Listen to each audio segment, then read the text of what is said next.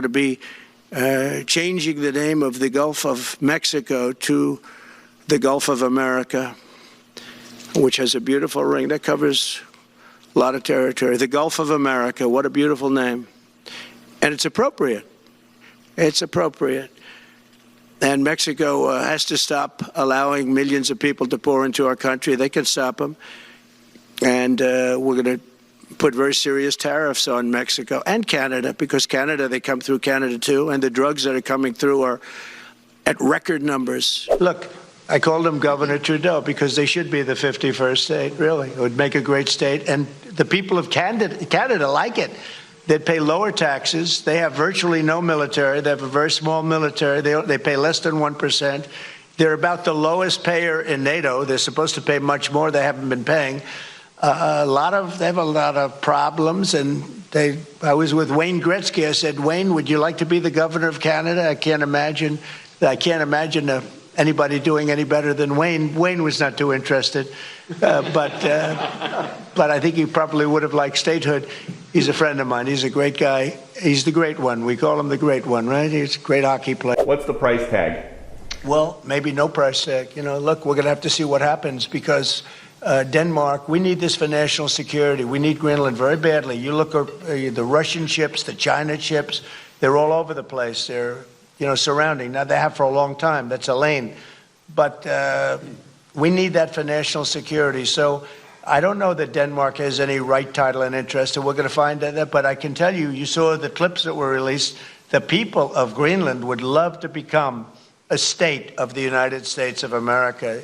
We were greeted with tremendous love and affection and respect. The people would like to be a part of the United States. Now, Denmark maybe doesn't like it, but then we can't be too happy with Denmark, and maybe things have to happen with respect to Denmark having to do with tariffs. It needs security for itself, but it also needs security very much for the world. The location, really, you see the people and the ships sailing around, and they're not the right ships, and they're not the ships you want to know about. So we need security, and our country needs it, and the whole world needs it. Yes. Yeah. You are right. You guys like that, right? This is a great nation. Trust me. I know whereof I speak. I come from a nation that believed in fascist ideology for a while. Okay? And we certainly will not want to go into that again. But we are close to it. Because people want to simplify complex problems. The essence of fascism is to simplify complex problems and feed people who don't have time to read some bullshit. Now, finally, I want to make a brief comment about the president-elect's press conference yesterday. Donald Trump throws out a lot of strange and rather random ideas on a regular basis. He did it yesterday when suggesting we rename the Gulf of Mexico the Gulf of America. Well, let me say this.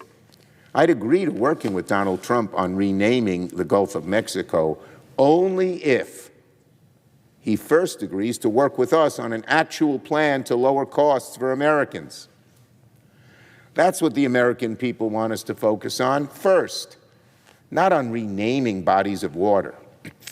Our priorities, our democratic priorities, are so much more closely aligned with the concerns of the American people than Donald Trump seemed to be. The incoming president knows he has a tall task ahead of him. He spent years on the campaign trail making outlandish promises he won't be able to keep. In fact, he's getting rich to do the opposite of what he's getting ready to do the opposite of what he promised by cutting tax cuts for the very, very wealthy. Donald Trump is in over his head. So he's doing what he always does in times like this, distract America with crazy ideas. Renaming the Gulf of Mexico may be a zany new idea, but it isn't going to help people save money at the grocery store. It's not going to make trips to the pharmacy more affordable. It's not going to help anyone find a good-paying job. Donald Trump says these things because it will get him attention and make him sound like a tough guy. If Donald Trump wants to rename an ocean to sound more patriotic, I'd say we'll help him on one condition and only on one condition.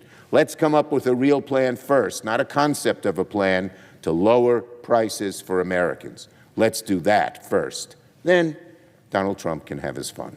It's really difficult to put into words how unserious Donald Trump is and how unserious MAGA is, because no matter what he does, the base just changes the goalpost and follows him in that direction. A man who they claimed is anti-war, even though that never was true. Now this dude's just willy-nilly talking about invading Mexico and taking Greenland and taking the Panama Canal and making Canada the 51st state of America, even though none of those things are going to happen, although he could push towards it in some type of arbitrary way, which wouldn't be good for anybody. Oh, well, that's totally fine. You know, imperialism, yay, let's expand America. This man in his first term, mind you, talked about nuke the hurricanes. We should inject bleach into our systems. And, of course, the way he completely bungled the COVID pandemic and did nothing other than give tax cuts, major tax cuts, to corporate America and the wealthiest people in the country, and he's set to do it again. But because he has no real plan, well, concepts of plans is what he has, as we all remember from that famous debate, he's just lobbing things out and seeing what sticks. So it's just going to be 4 years of Trump talking out of his ass, making empty promises, and making a fool out of each and every one of us.